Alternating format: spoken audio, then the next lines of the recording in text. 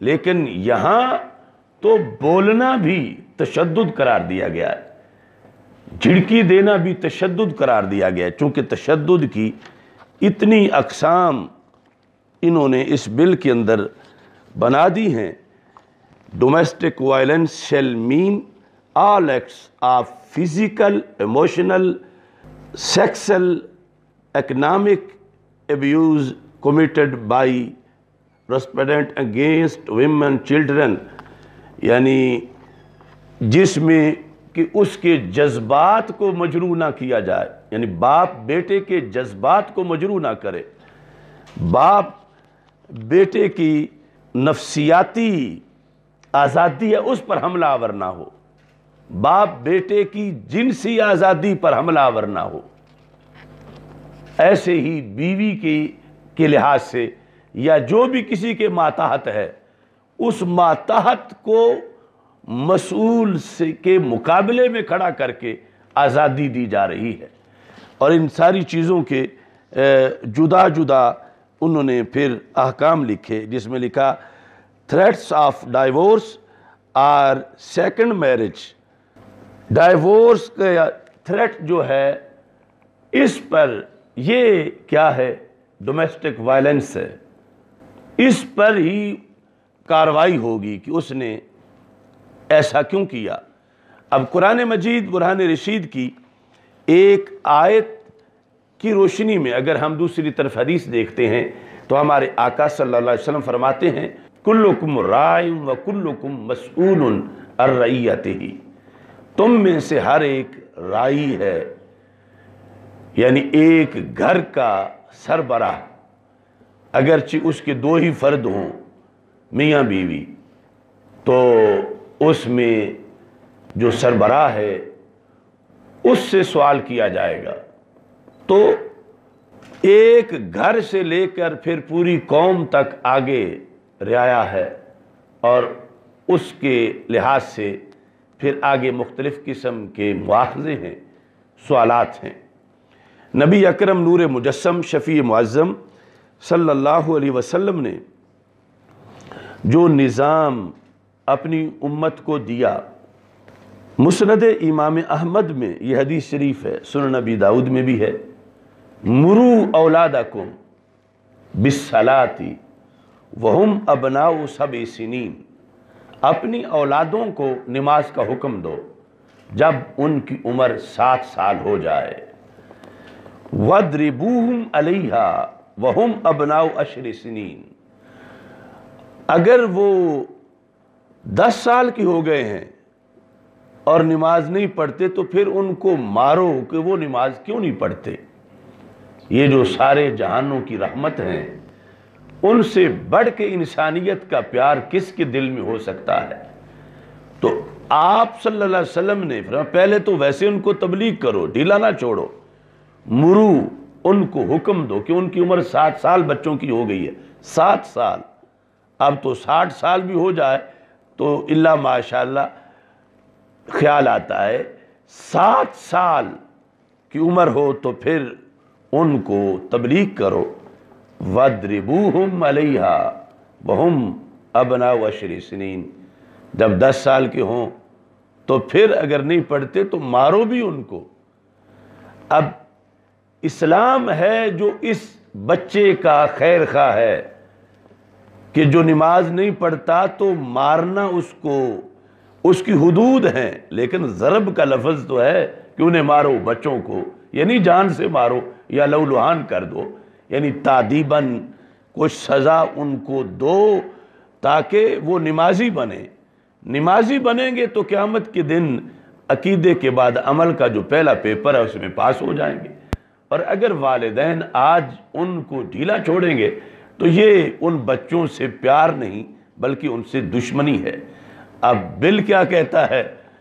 کہ مارنا تو درکنار، تم ان کو گھور بھی نہیں سکتے، تم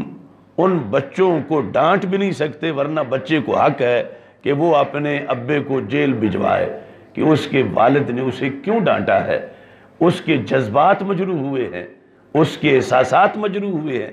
یعنی اتنا تقدس دے رہا ہے ویسٹ اس بچے کے جذبات کو اللہ کے حکم کے مقابلے میں، کہ اللہ کا حکم اگر معاذ اللہ چھوڑا جا رہا ہے تو چھوڑا جائے، لیکن اسے موج کرنے دو۔ اور ساتھ ہی رسول اکرم صلی اللہ علیہ وسلم نے فرمایا وَفَرِّقُوا بَيْنَهُمْ فِي الْمَضَاجِعِ، جب 10 سال کے ہو جائیں، اگرچہ بھائی بہنیں ہوں تو اب جدا جدا رہیں، ان کے بستر جدا جدا کر دو۔ یہ ہم جس دین کا کلمہ پڑھنے والے ہیں اس میں بھائی بہن بھی یعنی ایک بستر میں اس عمر میں اب نہ سوئیں، ان کے بستر جدا جدا کر دو۔ اور بل کہہ رہا ہے کہ کوئی لڑکی ہو کوئی لڑکا ہو اور وہ 11 سال کے ہیں، 15 سال کے ہیں، 20 کے ہیں، 25 کے ہیں، وہ جیسے چاہیں وہ رہیں، تم ان پر اعتراض نہیں کر سکتے، تمہیں اختیار نہیں، یعنی باپ کو، خامند کو اختیار نہیں بھائی کو کہ وہ کسی کو ایسی بے راہ روی سے روکے، جبکہ رسول اکرم نور مجسم شفیع معظم صلی اللہ علیہ وسلم نے اپنی امت میں وہ لوگ جو شادی کے بعد باپ کے درجے تک پہنچ چکے ہیں ان کے لیے خطاب کیا، مرو اولادکم، تم اپنی اولادوں کو حکم دو کہ وہ یہ کام کریں کہ نماز پڑھیں، اگر 10 سال تک نہیں پڑھتے تو ان کو مار کے بھی اس طرف لاؤ، اور پھر انہیں جدا جدا سونے کے لحاظ سے رکھو۔ رسول اکرم نور مجسم شفیع معظم صلی اللہ علیہ وسلم نے والدین کو احساس دلایا کہ ان کی کتنی بھاری ذمہ داری ہے۔ اللہ سے اولاد مانگتے ہیں تو اولاد کی جو ذمہ داریاں ہیں وہ بھی محسوس کریں کہ اگر کسی کی اولاد نہیں تو اسے صرف اپنا امتحان دینا ہے، اور اولاد ہے اللہ سب کو دے تو پھر اب اولاد کا بھی ساتھ من وجہ پیپر شامل ہو گیا ہے۔ رسول اکرم صلی اللہ علیہ وسلم کا فرمان شعب ایمان بہقی شریف کے اندر موجود ہے، فرمایا من ولد لہ ولد، جس کے ہاں بچہ پیدا ہو، یعنی بچہ یا بچی، فَلْيُحْسِنْ اسمہو، وہ اس کا اچھا نام رکھے، وَآدَابَہُ، اس کو اچھے طریقے سکھائے، اچھے مینرز، اچھے اخلاق۔ فَإِذَا بَلَغَ، جب وہ بچہ بالغ ہو جائے، اسی کے ضمن میں بچی بھی ہے، تو پھر کیا کہ فَلْيُزَوِّجْهُ، باپ کی ذمہ داری ہے کہ باپ اس کی شادی کرے، فَلْيُزَوِّجْهُ فَإِن بَلَغَ۔ اور اس میں کچھ لوگ صرف بچیوں کے لحاظ سے متفکر ہوتے ہیں، یقیناً وہ ذمہ داری ایک بڑی ذمہ داری ہوتی ہے، مگر بچوں کا حساب بھی باپ نہیں دینا ہے کہ جب وہ بالغ ہو گیا فَلْيُزَوِّجْهُ، فرمایا فَإِن بَلَغَ وَلَمْ يُزَوِّجْهُ فَأَصَابَ اسْمًا فَإِنَّمَا اسْمُهُ عَلَىٰ أَبِيهِ، اگر وہ بالغ ہو گیا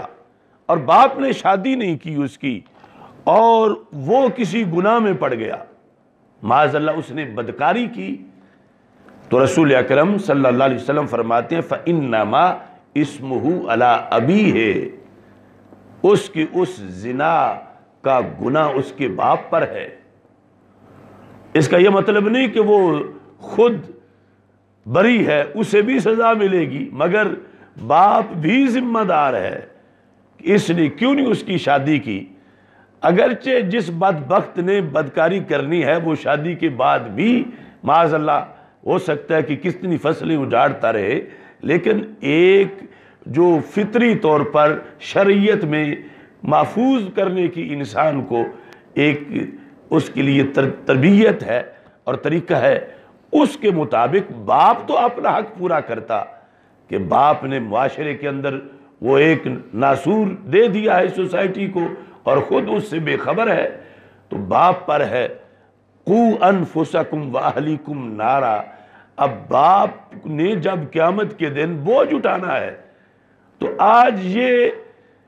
ڈومیسٹک وائلنس بل باپ سے یہ اختیار بھی چھین رہا ہے کہ تم بچے کو رات گھر نہیں رکھ سکتے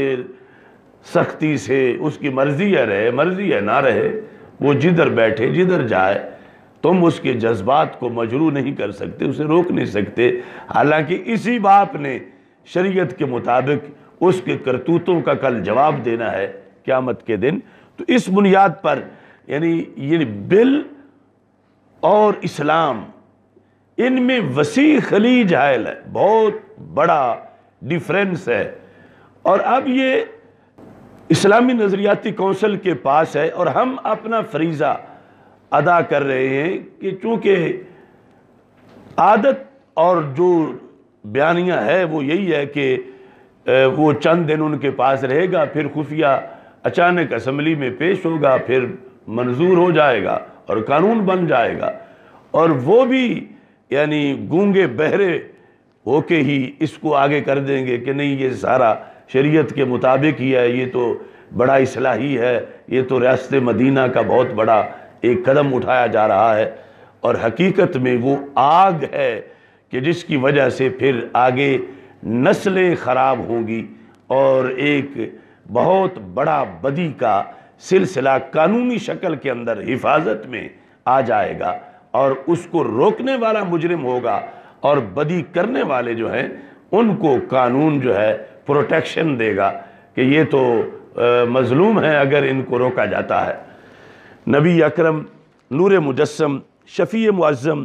صلی اللہ علیہ وسلم نے اس سلسلہ کے اندر یہ بھی ارشاد فرمایا، جس وقت معاشرے کو پاک اور پارسا رکھنے کے لیے مختلف قسم کے احکام لاگو کیے جاتے ہیں، تو اس صورت کے اندر جیسے محاذ پہ کھڑے مجاہد کو ثواب ملتا ہے،